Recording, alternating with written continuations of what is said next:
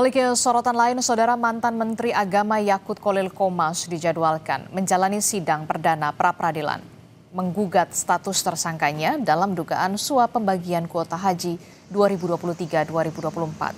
Sidang dijadwalkan pada pukul 10 waktu Indonesia bagian Barat di Pengadilan Negeri Jakarta Selatan.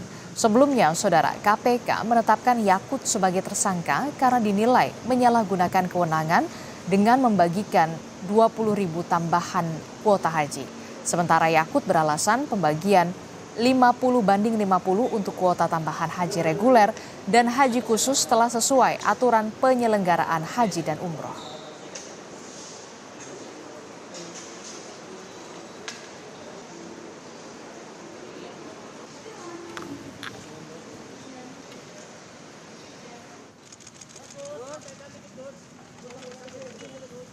Sebelumnya, Saudara, mantan Menteri Agama Yakut Khalil Qomas ditetapkan KPK sebagai tersangka terkait dengan korupsi kuota haji 2023-2024. KPK juga sempat meminta keterangan Yakut sebagai saksi pada 30 Januari lalu untuk tersangka lainnya yang juga merupakan mantan staf khusus mantan Menteri Agama.